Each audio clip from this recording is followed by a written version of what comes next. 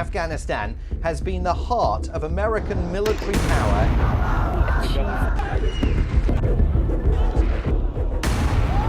In a clear warning to China, India's military has now taken control of the country for 1 year. It says that it's likely to miss by around. What was happening inside the virology lab in Wuhan?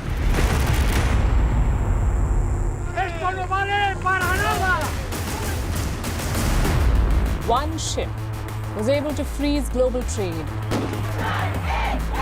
want love, we want peace, we want equality! There are a traditional recipe, and it's really very delicious.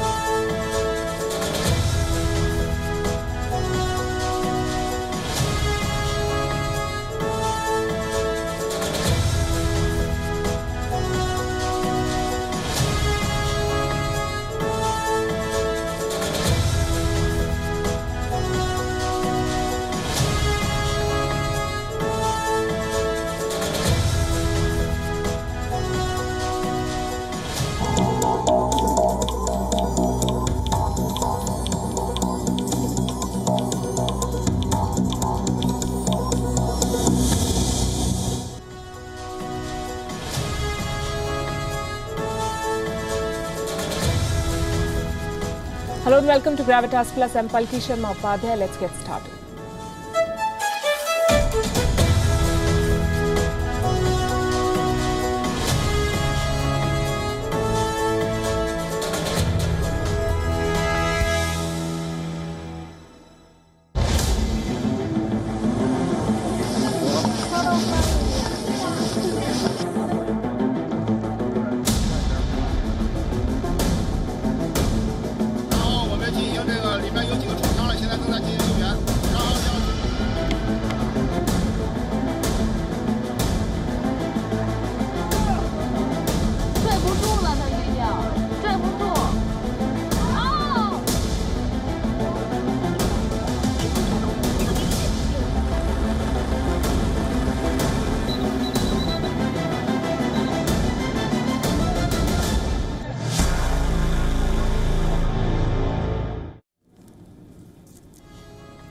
At least 12 deaths, more than 200,000 people displaced, citizens trapped in neck-deep waters inside subways and cars floating on roads like fish.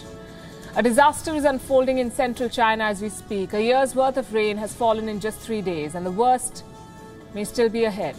This is a story that just keeps repeating itself every year. Floods are not new to China. Out of the 10 largest floods in the last century, 7 were in China. Why does it keep happening? The Communist Party blames it on climate change.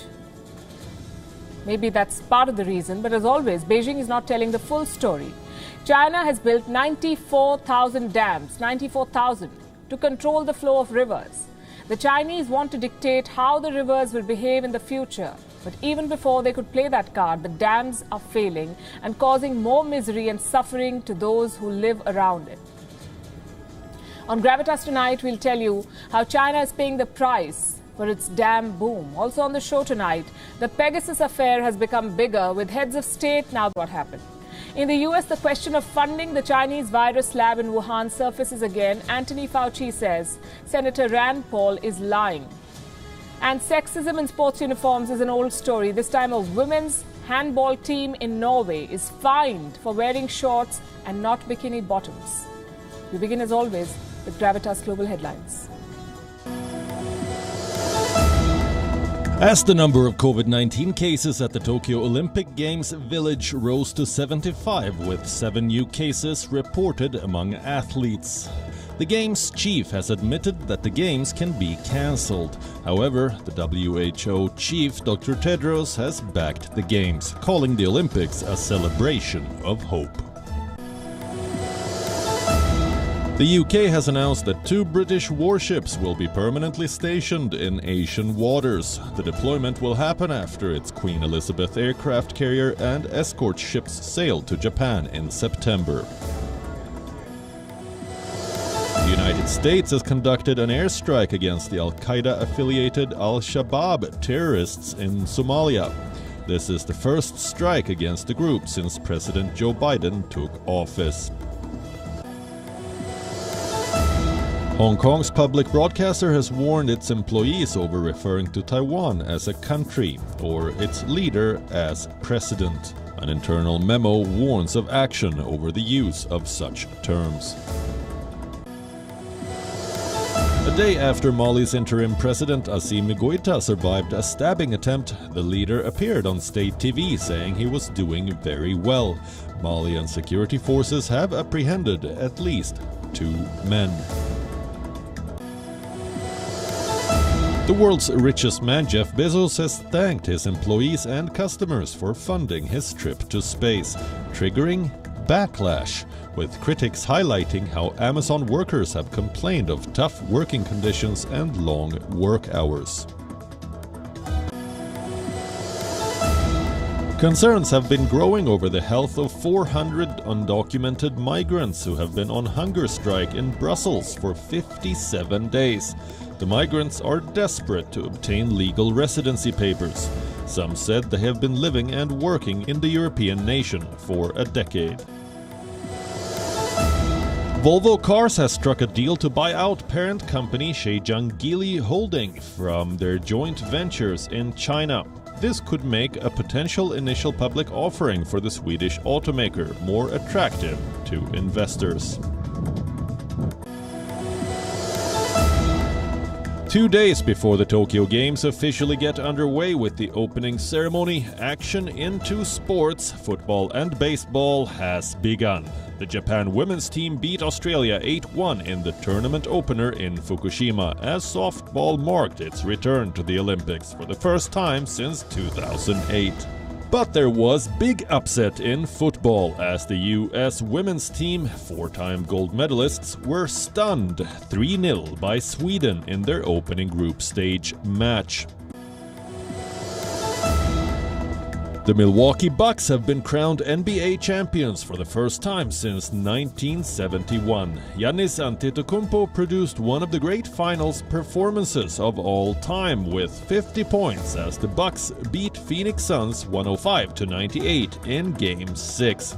The Sun actually led by 7 points at halftime, but Antetokounmpo's fourth-quarter heroics saw them close out a come-from-behind 4-2 series win. The 26-year-old Greek star was unanimously named Finals MVP.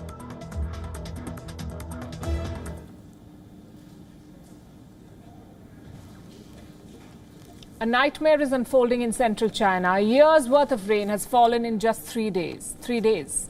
This rainfall has triggered floods, the worst floods in 1,000 years. And words are not enough to describe this disaster. Let me show you some pictures. Passengers trapped inside flooded subway trains. This happened in Zhengzhou, in the Henan province. The passengers were neck deep in rising water. They held onto the handles on the ceilings to avoid drowning. Take a look at this. 打电话给俺3姨，叫俺3姨报警。这已经到大家不要说话，你们热不热呀？别说话，别说话，一人都来了。海滩寺跟沙口路的中间段，海滩寺刚走过去。大家不要说话，你们热不热呀？别说话，别说话，一人都来了。 More than 600 people are said to have been rescued from this subway. Reports say some people died too, and that's not something we can confirm at this point. Zhengzhou is often called the iPhone city. That's because it hosts the world's biggest production base for iPhones. Now it is the city of China's worst floods in a millennium. More than a dozen cities in Henan are affected. Reports say 25 people may have died. 200,000 have been displaced. These numbers are expected to go up. Just look at the devastation. People are being swept away by the floodwaters. This video clip was doing the rounds on Weibo today. A person caught in the floodwaters, seen stumbling and falling. Again, this is from the Henan province. Cars floating in the floodwaters like they're fish. Look at this one. A driver in Zhengzhou trapped inside his car, braving the surging waters.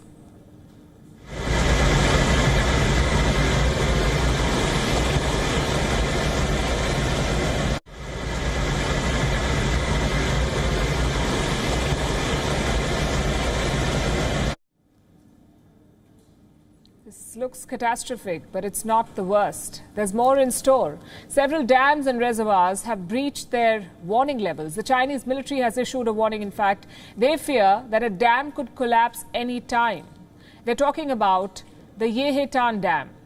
It sits right at the center of China in the Henan province. The floods have caused a 20-meter breach in this dam. The Chinese military's assessment says this dam could, quote-unquote, collapse any time. Soldiers have been dispatched to prevent it. Meanwhile, there are concerns that the state, as always, is hiding the truth, that China is not revealing the full extent of the crisis vis-a-vis its dams. Conflicting reports have emerged. They raise questions about the health of the dams in this area. Earlier, China's state broadcaster CGTN announced that a dam near Zhengzhou has collapsed. Reports say the Chinese Ministry of Emergency Management also made a similar announcement that the dam has collapsed. But now these reports have been retracted. Earlier this week, flooding led to the collapse of 2 dams in Inner Mongolia. The Chinese state media released some pictures. The floodwaters rose so high they broke the dam. What's causing all of this? Climate change is one reason, yes. Extreme weather events have been seen across the world, including in China. But in the case of China, there's one more reason. China's dam boom making these floods worse. This is what scientists say. They believe that China's widespread dam construction has exacerbated the crisis. It has made these freak weather events worse. How do they explain this? When dams are built, connections between rivers and lakes are cut off. This disrupts the floodplains, the areas that used to absorb water from the rains. They're disrupted, hence the floods. Experts have been raising red flags for years now, but China has not stopped its dam building spree. In the year 2019, China had more than 23,000 large dams, 23,000. They represent 41% of all dams in the world. By 2020, China had more than 98,000 dams. More dams than any other country in the world. Most of the older dams are no longer safe. They're poorly maintained. You might remember what happened last year. China experienced its worst flooding in decades. Around 40 million people in more than 24 provinces were affected. The floods caused damage worth well over $11 billion to the Chinese economy. Serious concerns were raised about the safety of the Three Gorges Dam in Hubei. It's the biggest dam in the world, the Three Gorges Dam. The birth of this dam alone flooded 13 cities, 140 towns, and more than 1,300 villages. A total of 1.3 million people were displaced. And once the dam was completed, it caused only more damage. In last year's flood in Hubei, more than 150 people died. More than 3 million people were displaced. The Chinese economy suffered losses worth billions of dollars. The numbers make it clear these dams are a liability. Why then does China want to build more of them? Because China wants to control how the rivers behave. Beijing wants to decide how the waters of these rivers flow. Consider this. China has built as many as 11 dams along the Mekong River. The Mekong River is the 12th longest river in the world. Besides China, this river flows into Myanmar, Laos, Thailand, Cambodia, and Vietnam. Thousands of livelihoods in these countries depend on the waters from the Mekong. But now these people are struggling. That's because China is using these dams to dry up the water supply and control it. With every passing year, Chinese dams are holding more and more water. And this is leaving territories on the downstream dry. Often it is said that future wars will be fought over water.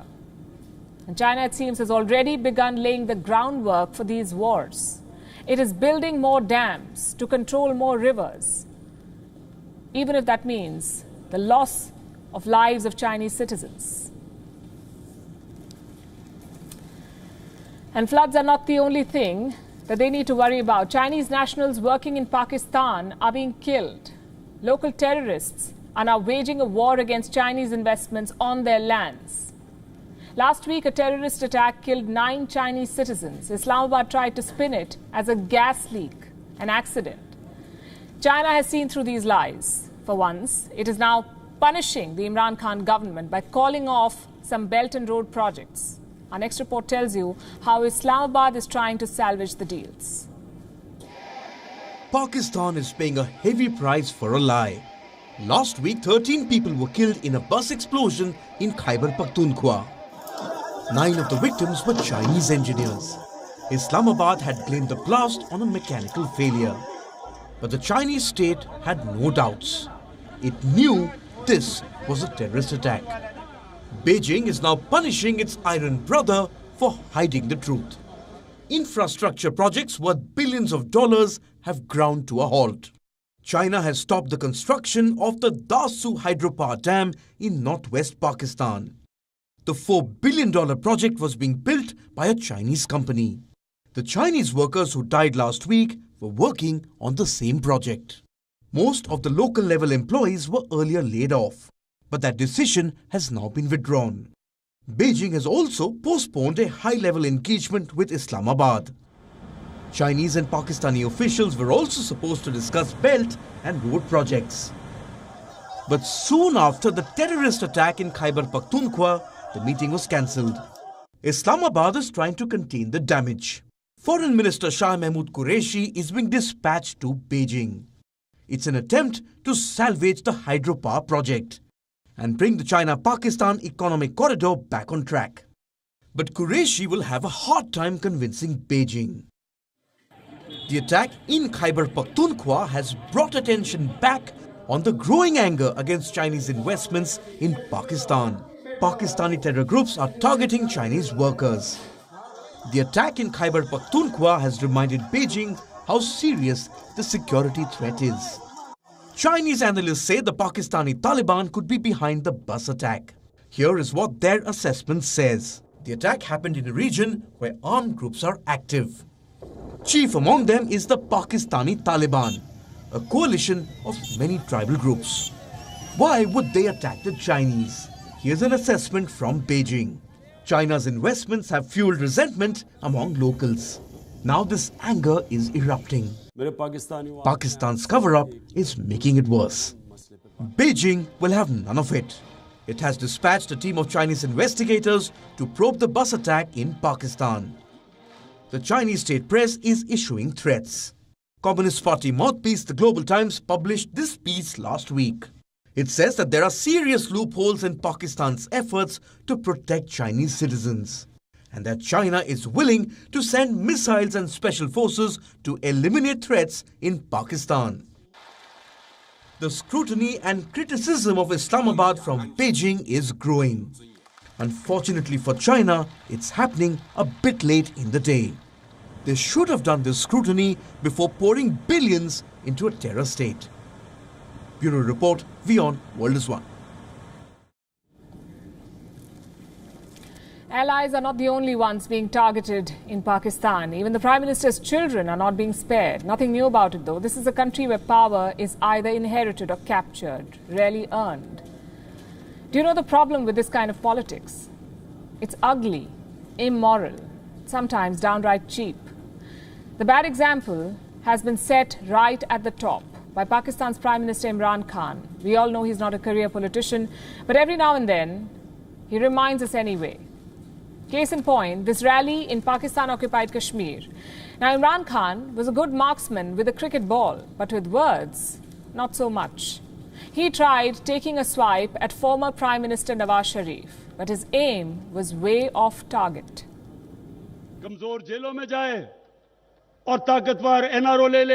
The poor go to jail and the powerful Nawaz Sharif gets NRO deal to go abroad and watch his grandson's polo match.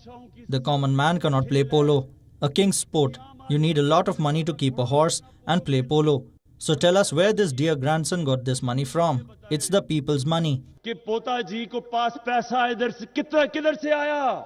ये आपका पैसा है. Nawaz Sharif is fair game. He's a politician, and this is what politicians do, attack each other. But dragging his grandson into it, that was uncalled for. And Imran Khan is not the only one with a microphone here. The opposition has one too. And on this occasion, it was a lot louder and nastier.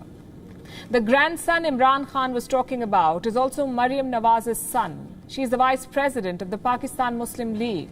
Yes, it's a big old tree of nepotism there. Maryam Nawaz responded by attacking Imran Khan's sons. She said they were being raised in the lap of Jews. As I said, it's ugly, racist stuff. My son Junaid is the polo team captain for Cambridge University and is bringing honour to Pakistan.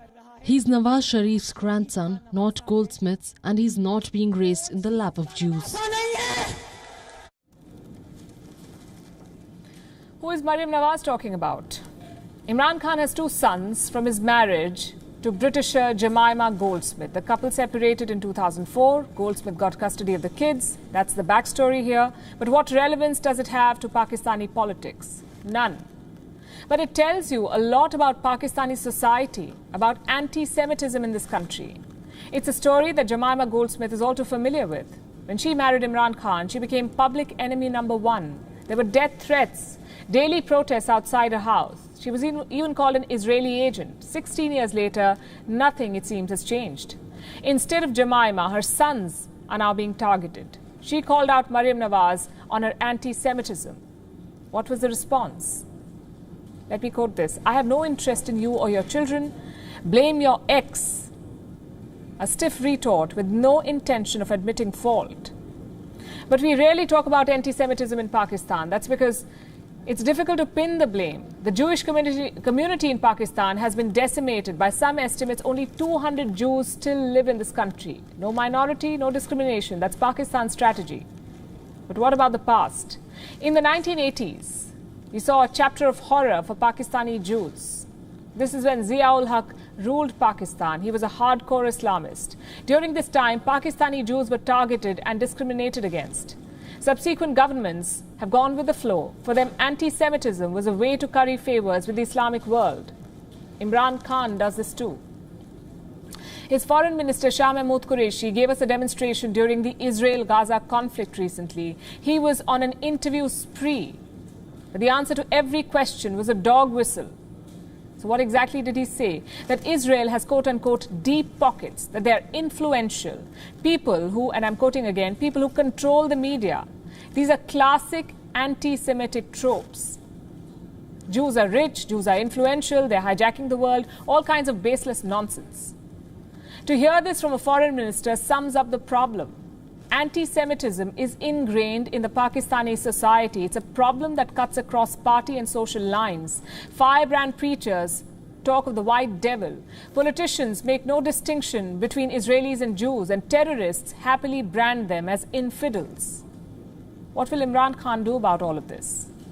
Back when he married Jemima Goldsmith, Khan too was dubbed a Jewish stooge, the man who brought the devil home. But today he's silent. His ex-wife has been abused, his children's identity has been questioned, but the Prime Minister hangs on to his conservative hardcore base. Pakistani politics at its finest. From Pakistan, let's head to the Maldives, where vested interests seem to be whipping up anti-India sentiments. In recent weeks, a hashtag has been getting a lot of attention. It is called India Out. It's a campaign designed to hurt Male's relationship with New Delhi. Relentless attacks on India, led by an online publication, have now created a serious security risk for Indian diplomats in the Maldives. It even led to a threat to bomb the Indian High Commission in Male. Who is driving this anti-India agenda? Our next report has some answers.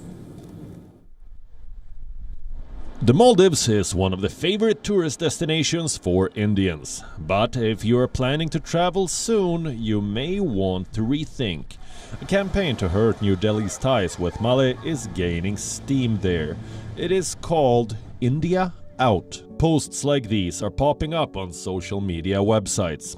They say the Maldivian government hasn't been transparent about its engagements with India, especially on the military front. One news portal is driving this anti-India campaign. It is called the Diaries. The publication has been making unverified assertions that India wants to establish a military presence in the Maldives. Its founder, Ahmed Hassan, has been relentlessly pushing tweets like this one. This effort to mobilize the people of the Maldives against India has already led to some dangerous consequences. Earlier this month, a 42-year-old man was arrested. He was threatening to bomb the Indian High Commission in Male. This came just a day after the Maldives government decided to boost the security of the Indian and Chinese missions. The Maldives Ministry of Foreign Affairs issued a statement. It said that false reportage by the Diaries could lead to protests. Both missions were given more security. But the Indian High Commission wasn't satisfied. Reports say that the Indian envoy in Male wrote to the Maldives government. He sought more security for the Indian diplomatic staff and greater government action against the anti-India campaign. The letter called the attacking party of the Maldives to take a tough stand. Earlier this month, the Maldivian Democratic Party issued a statement. It said a well-funded, well-orchestrated and pre-mediated campaign is whipping up hatred against India in the Maldives. In an interview to WION, Mohammed Nasheed, the Speaker of the Maldivian Parliament, reiterated Male's support to an India-first policy. We must work to long-time neighbor India, and that we should have a special relationship with India, and we should have a India-first foreign policy. Back in 2013, when Abdullah Yameen was in power, a similar anti-India campaign was floated in the political mainstream of the Maldives. After the change in government in 2018, that campaign died. But now a renewed effort is underway to whip up animosity. It's a development that New Delhi shouldn't ignore. Bureau Report, WION, World is One. India's Watergate scandal, the biggest story of our time. The Pegasus project is being called all sorts of names. Lengthy articles are being written, some even suggesting a Nixon-like exit for the Indian leadership. It's been 3 days since the Pegasus story was broken. Big names have now been added to the list of possible targets. The list includes international leaders like French President Emmanuel Macron, Pakistan's Prime Minister Imran Khan. If the names are big, the claims even bigger, like this one. The Guardian reports Imran Khan, the Prime Minister of Pakistan, was selected as a person of interest by India in 2019. In other words, India snooped on Imran Khan. Convenient conclusion. But where's the evidence? In fact, the whole Pegasus project is in want of evidence. There is nothing to pin the blame on any one agency, authority, or individual. And that is the biggest loophole. Let me repeat what we've been saying. If such a snooping did indeed take place, it should by all means be investigated. But until there's evidence, let's hold our horses. Tonight on Gravitas, we'll discuss the updated list of possible targets, the legal options for investigating cyber surveillance, the latest developments from India, Pakistan and France, and finally the curious case of the NSO's silence. First, a quick reminder of some facts. Number one, the whole story is based on a leaked database. Number two, the database talks about, quote-unquote, potential targets. There is no confirmation that all the 50,000 potential targets were snooped upon. 300 of them were from India. And now we have some world leaders on the list. French President Emmanuel Macron, Pakistan's Prime Minister Imran Khan, South African President Cyril Ramaphosa, WHO Director General Dr. Tedros, former Prime Minister of Lebanon Saad Hariri, President of the European Council Charles Michel, King Mohammed VI of Morocco, also Prime Minister Sadeddin Othmani of Morocco, and former Mexican President Felipe Calderon. How were they compromised? The leak says with a spyware called Pegasus. It is owned by an Israeli company called NSO. Who ordered the snooping? We don't know. Every outlet reporting on the story has its own list of villains. I'll come back to the Guardian story. It not only points fingers at governments believed to be responsible for snooping, but also manages to narrow down on the year when the targets were chosen. Take a look at this. Cyril Ramaphosa appears to have been selected by Rwanda in 2019. Tedros Ghebreyesus, WHO Director General, appears to have been of interest to Morocco in 2019. Felipe Calderon was selected by what is believed to have been a Mexican client. Emmanuel Macron appears to have been selected as a person of interest by Morocco in 2019. Do you spot the similarity? Every statement talks about possibility and what quote-unquote, appears to have been. But what's the basis of these charges? Like I said, there are big names, bigger claims, but no evidence. For that, you need an investigation. France and Pakistan have already started one. France is trying to find out who ordered the snooping on its president. And Pakistan is trying to prove how India deployed the Pegasus spyware on Imran Khan's phone. Back in India, the Pegasus project has rained on the monsoon session of Parliament. Opposition parties have demanded a joint parliamentary committee probe. What is a joint parliamentary committee? It's an ad hoc body set up with a specific objective for a specific duration. For now, India's Parliamentary Committee on Information Technology has decided to discuss the Pegasus project on the 28th of July. That's a step in the right direction, but what will it lead to?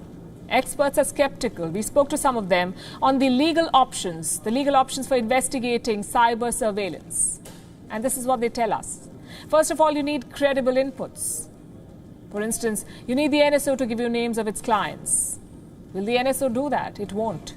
It has signed non-disclosure agreements. Are there international laws that can force the NSO to cough up names? The answer is no. Only the government of Israel can force the NSO to give names. But will it do so? Of course not. Israel uses the spyware as its diplomatic leverage.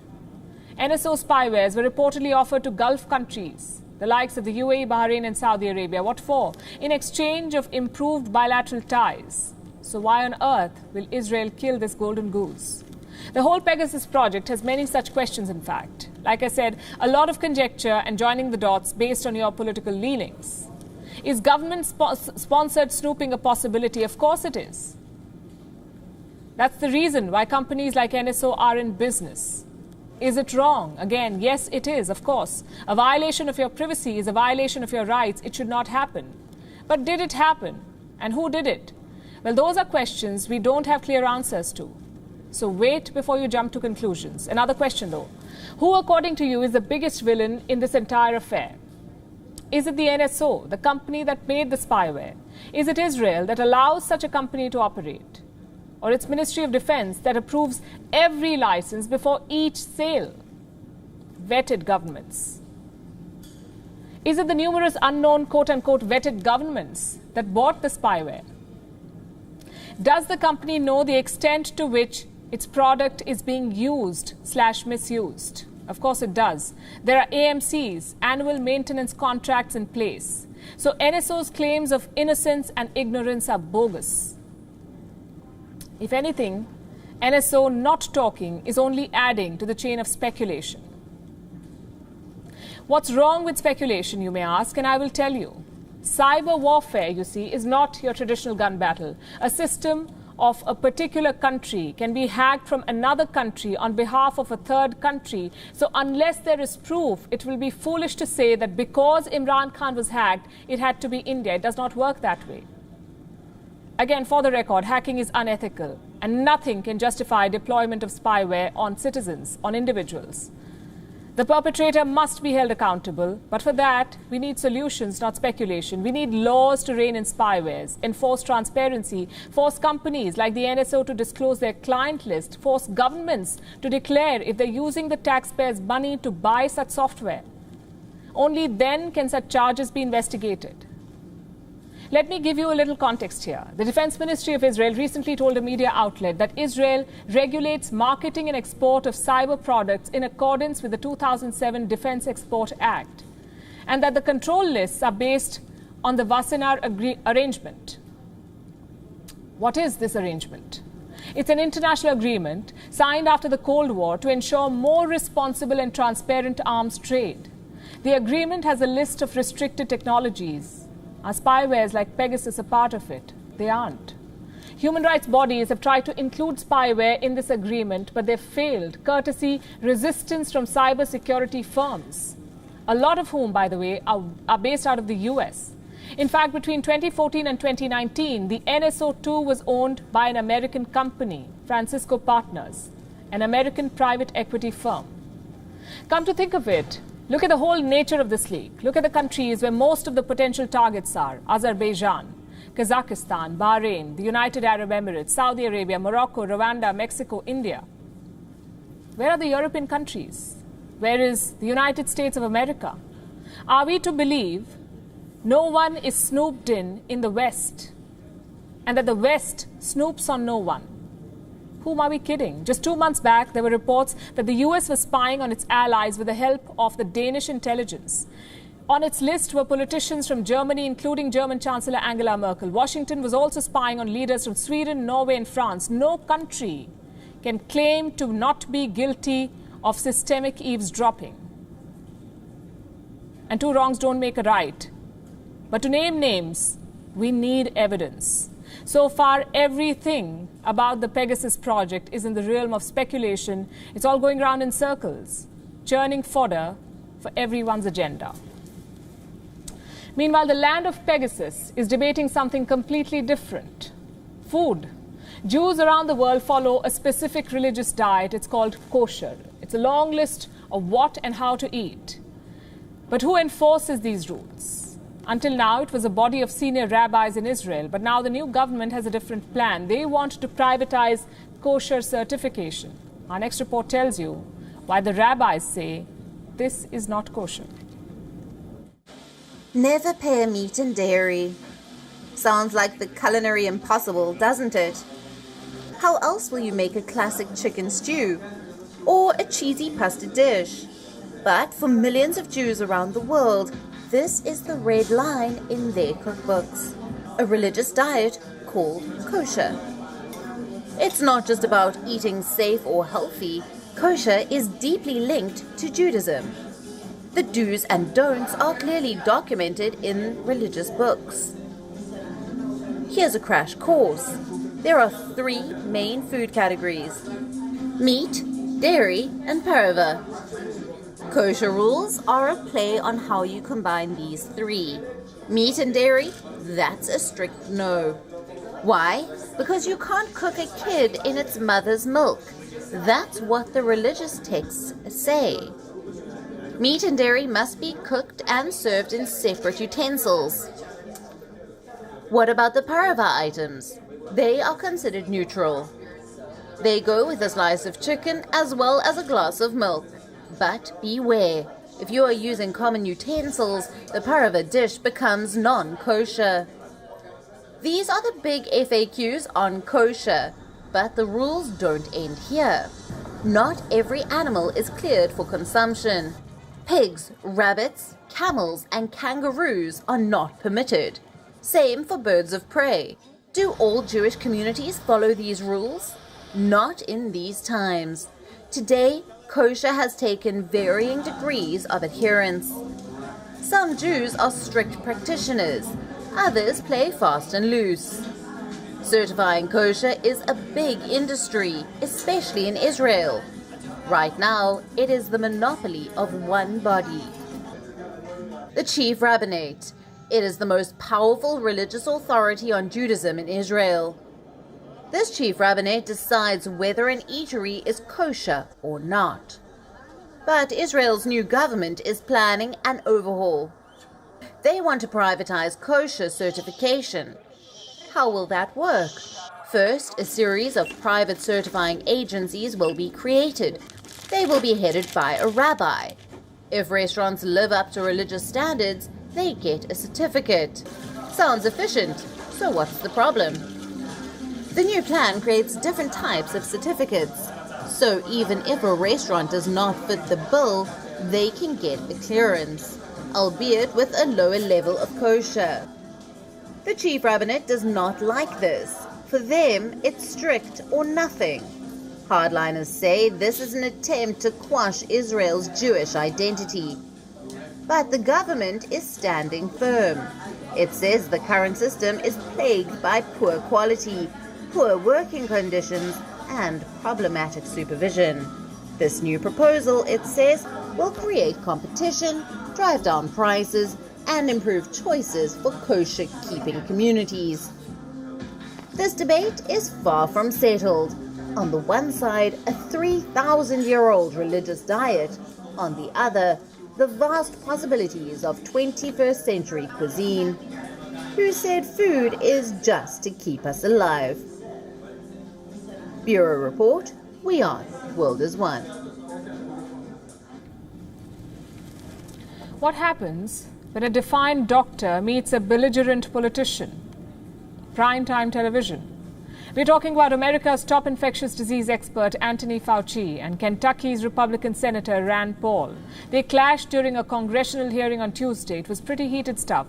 Rand Paul accused Fauci of lying to Congress. He said the National Institutes of Health, NIH, was funding the Wuhan Virology Institute in China, the home turf of the lab leak theory. So how did Fauci respond? The 80-year-old got pretty worked up. He said if anyone was lying, it was Senator Paul. Listen to this. Dr. Fauci, knowing that it is a crime to lie to Congress, do you wish to retract your statement of May 11th where you claimed that the NIH never funded gain-of-function research in Wuhan? Senator Paul, I have never lied before the Congress, and I do not retract that statement. This paper that you are referring to was judged by qualified staff up and down the chain as not being gain of function. Let me finish. You take an animal virus and you increase its transmissibility to humans, right. You're saying that's not gain of function? Yeah, that is correct. And Senator Paul, you do not know what you are talking about, quite frankly. And I want to say that officially. You do not know what you are talking about. A bit high schoolish, you would say, but not something that you would expect from people in their position. But what was this debate all about? It was about gain of function.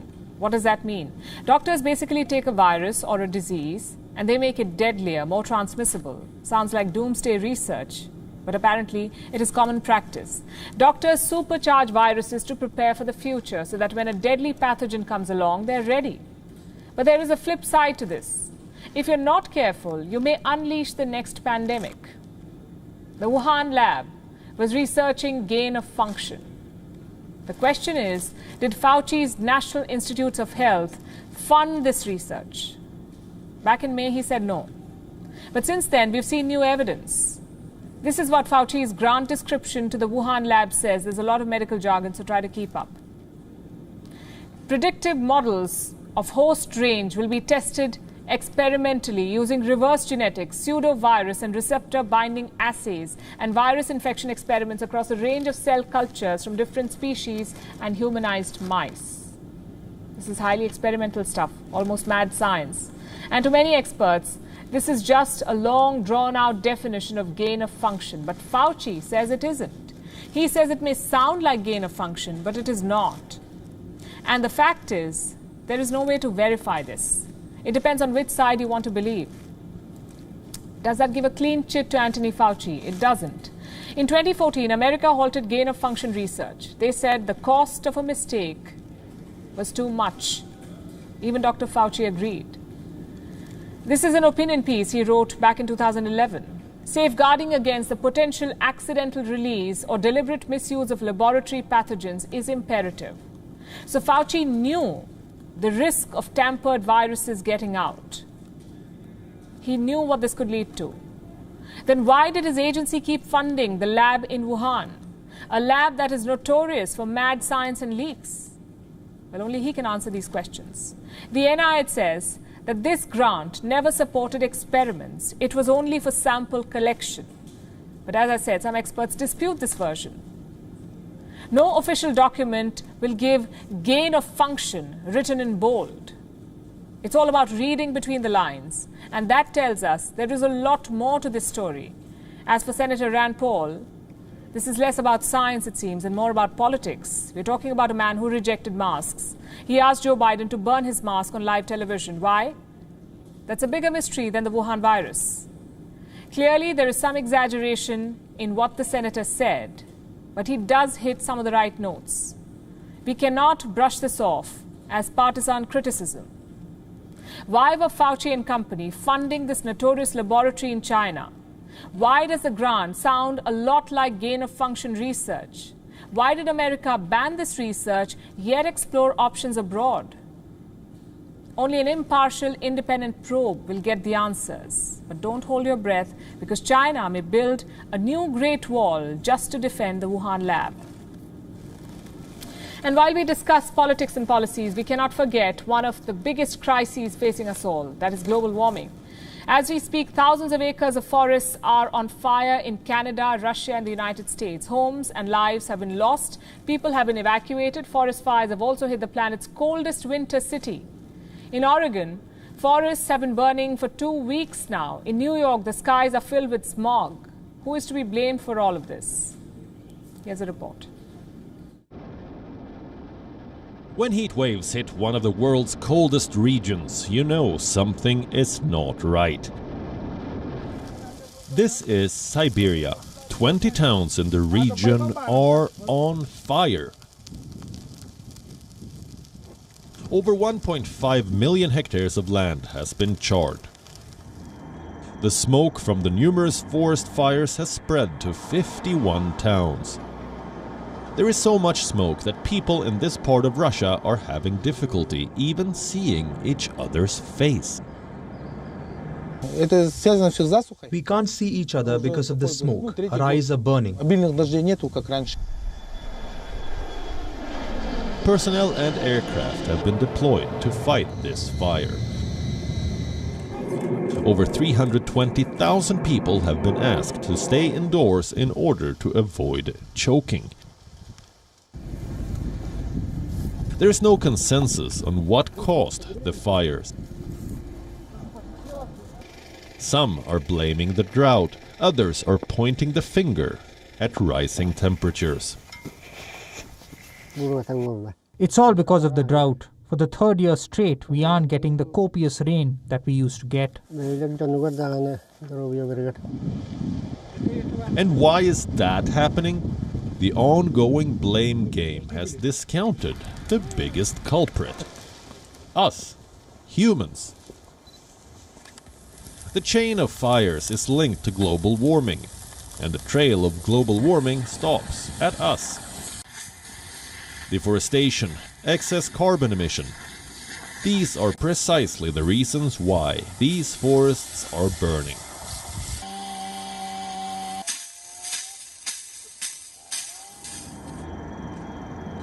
This is the Russian city of Yakutsk, also known as Yakutia. It is the world's coldest winter city. But this is what global warming has done to Yakutsk. It has been burning for over 12 days now. Halfway across the world, also on fire, are parts of Canada. After a heat wave cooked its shellfish in the sea, Canada's forests are now being gutted to the ground. In British Columbia, authorities have evacuated over 200 properties. 86 fires have been declared out of control. Here's a bird's-eye view of the disaster. And this is on the other side of the border. Oregon has been burning for 2 weeks now. Over 157,000 hectares of land has been blackened. 67 homes have been destroyed. 3,400 others are on the line of fire. The smog from these fires has reached New York, with the city's skyline painting a grim picture of the airpocalypse, and reminding the world about the fast closing window of climate action. Bureau Report, WION. World is One. Let's end with a story from Europe. Norway's women beach handball team is in the news. It has been fined for improper bottom wear at the European Beach Handball Championships. What did they wear, you ask? Shorts. What's so improper about shorts? Well, the women athletes were expected to wear bikini bottoms. They refused to entertain and instead chose to wear shorts, to cover up with shorts. The European Handball Federation then fined each athlete around $177. Is there any logic to wearing bikini bottoms? There is none. What do the rules say? They scream sexism and discrimination. Women are expected to wear bikini bottoms, and not just any bikini bottoms. They must have a quote-unquote close fit and be, and I'm quoting from the rules, they must be cut on an upward angle toward the top of the leg, because obviously the more the exposure, the more the entertainment. What about men? Well, they can wear what they are comfortable in. Their shorts do not need to be skin-hugging or cut on an upward angle. The International Handball Federation rules say men's short, if not too baggy, can be longer, but must remain 10 centimeters above the kneecap. Such consideration and such sexism.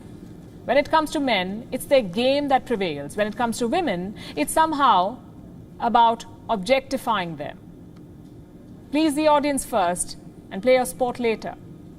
In 2011, the Badminton World Federation decreed that women must wear skirts or dresses if they wanted to play at the elite level. Do you know why? To create a quote-unquote more attractive presentation. They said it in so many words. A top official of the federation said that people were losing interest in badminton since women were competing in oversized shorts and long pants. Hardly anybody is watching, the man complained. And then he went on to say, and I'm quoting here, TV ratings are down and we want to build them up. And how do you do that? Force women to wear clothes that are more revealing. Women are not baits for viewers and advertisers. If people want entertainment, they should watch Baywatch. I'm sorry, but you cannot be telling athletes what they should wear in the hope of attracting more spectators. This is Olivia Breen. She's a Paralympic sprinter and long jumper. Olivia is 24. On the 19th of July, she was told that her running briefs are inappropriate. An official told her that her briefs are too revealing and that she should consider buying new briefs. Breen wrote about the experience. She says, I was left speechless. It made me question whether a male competitor would be similarly criticized.